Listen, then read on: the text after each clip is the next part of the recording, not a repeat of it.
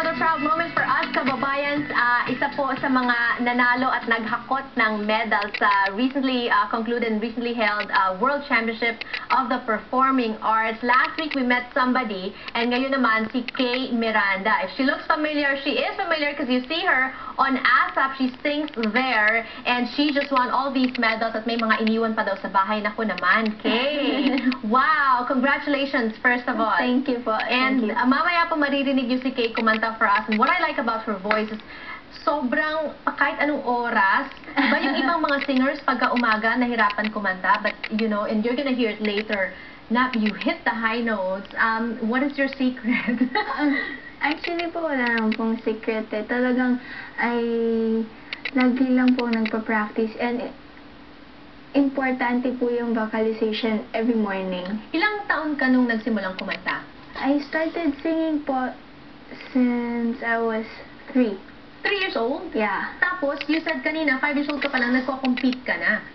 Apo. The first competition po na sinalihan ko is sa Eat Bulaga, the Little Miss Philippines. Oh, yeah. Okay. Ano nangyari doon?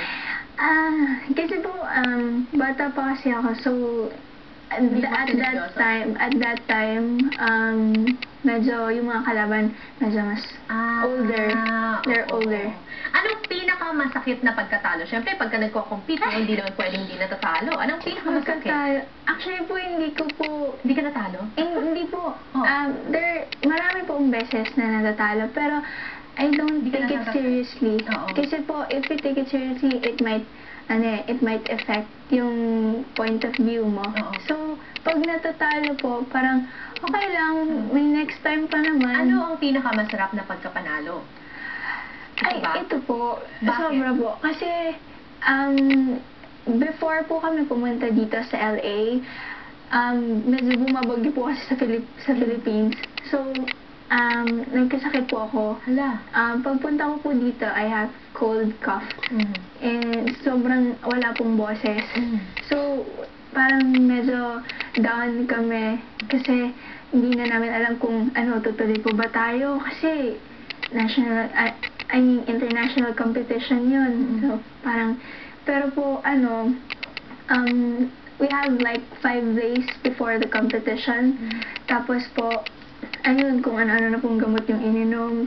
Pero, thanks God po na, at the competition itself, before I sing, as in, no trace of cold. Oo nga, napanood ko yun. Parang talagang, really, may sakit ka before Sobra po, parang, ewan ko, miracle. Parang gano'n. Okay. Very quickly, paano ka naman na-discover sa Philippines? You know, ang dami-daming gustong mag-artista, ang dami-daming gusto mag-perform sa ASAP, but you have a place there. Paano nangyari yun? Actually po, medyo matagal din po bago po ako na-discover.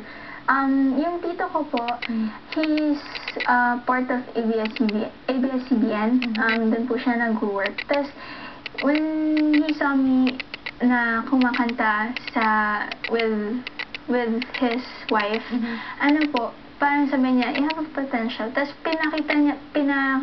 pina-audition po kay Mr. M sa Star Magic. Ayan. And the rest is history. At you know what? Ang maganda dito, hindi lang siya basta may kakilala or may nagpakilala sa kanya. She also has talent. At matutuklasan po natin yan when we return on the show. Don't go away.